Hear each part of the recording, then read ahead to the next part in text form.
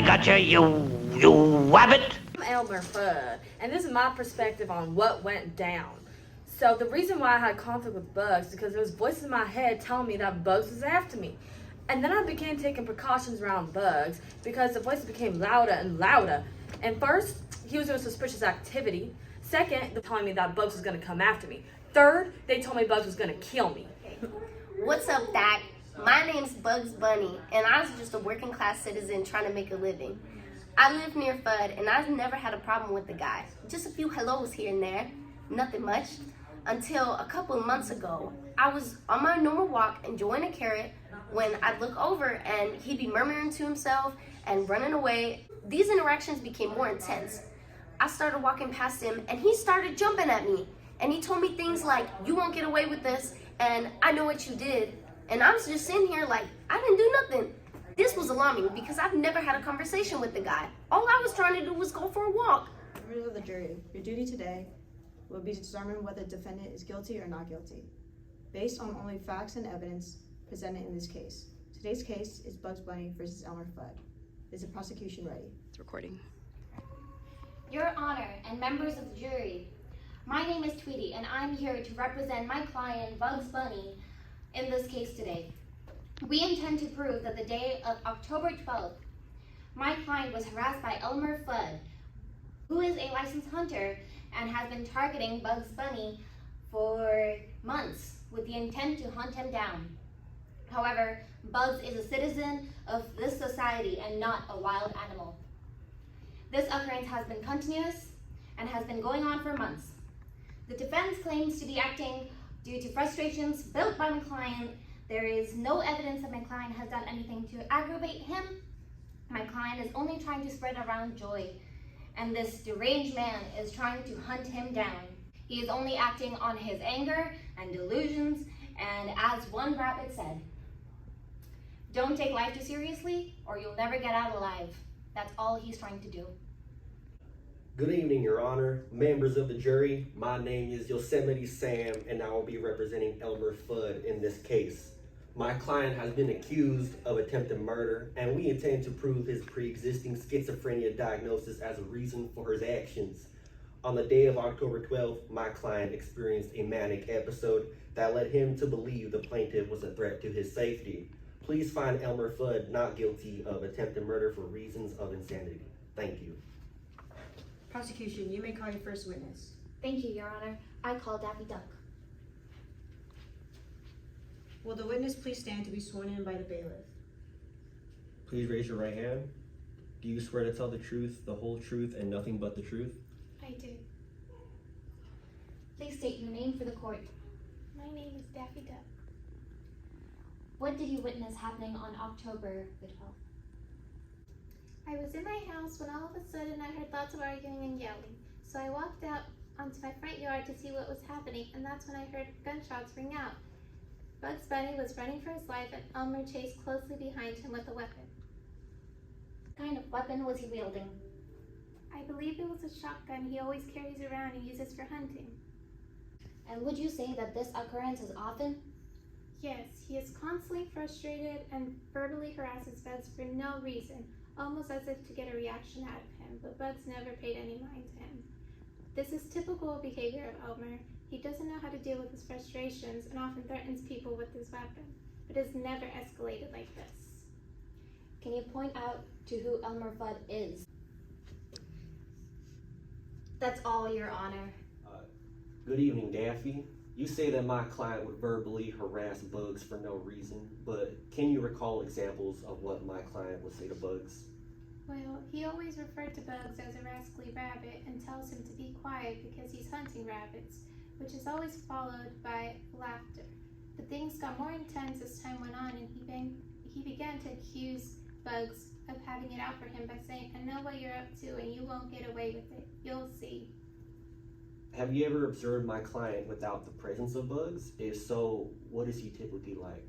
Without Bugs, Elmer is usually more to himself. I usually find him lost in conversation, but he doesn't really make sense when he's talking. Do you believe his behavior to be unusual? Yes.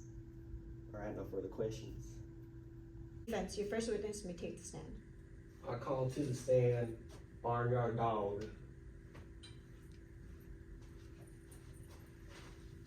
The witness please stand to be sworn in by the bailiff. Please raise your right hand. Do you swear to tell the truth, the whole truth, and nothing but the truth? I do. Eating dog. Where were you on the 12th at 3:27 p.m.? I was chilling in my backyard thinking about what I was gonna eat for dinner when I heard Elmer shouting and I saw Bugs just rush past my house. And I saw Elmer carrying the shotgun. I think before that I heard 3 shots being fired. What's your relationship with Mr. Fudd? We've been neighbors for about like 5 years.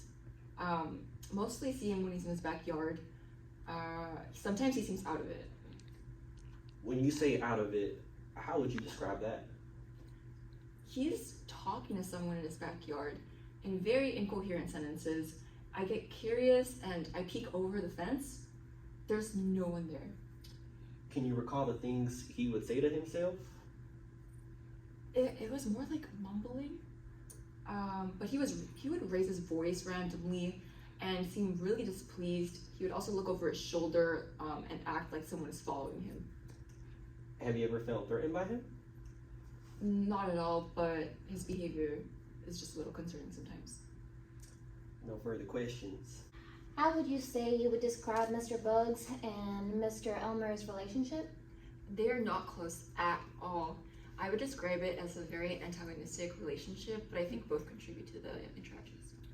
Previously, you stated that you saw Mr. Elmer chasing Mr. Bugs. Would you say that's an often occurrence? Oh yeah, happens often, mostly when Elmer is coming back from work. Does it happen the other way around?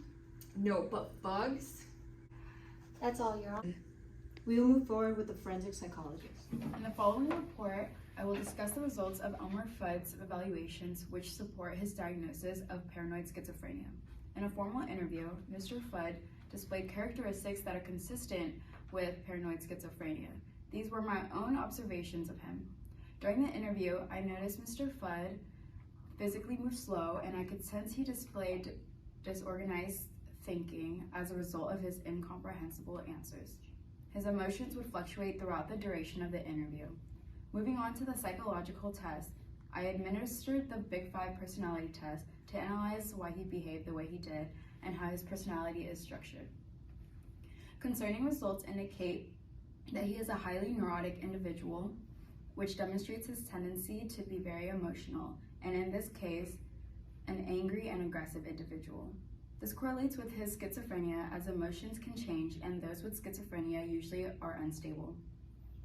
In a word association test, Mr. Fudd was presented with 10 conflict words, and when given a mix of conflict and stimulus words such as to sleep, he associated it with none, happy with sad, death with eternity, and to kill with adrenaline.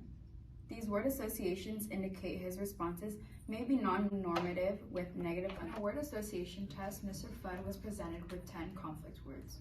When given a mix of conflict and stimulus words such as to sleep, he associated it with none, happy with sad, death with eternity, and to kill with adrenaline.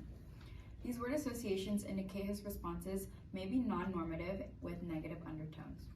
In a proctored IQ test, Mr. Fudd's IQ score of 100 shows competency to withstand trial. Lastly, positive and negative syndrome scale, also known as the PANS test, is a reliable and valid 30-item questionnaire with a range of 1 to 7 that tests for positive symptoms such as hallucination and delusions, to which Mr. Fudd scored high on positive symptoms and also scored high on negative symptoms as well, which further confirms a diagnosis of paranoid schizophrenia. Thank you, Your Honor. Members of the jury, you have heard the testimony about Bugs Bunny and his attempted murder by Elmer Fudd. I would like to remind you some important information about this to consider your decision. These facts include that Elmer Fudd was never witnessed wielding or shooting a gun towards anyone but Bugs Bunny. And he is a citizen of the town. He wasn't shooting the gun at any other woodland creatures that were living over there.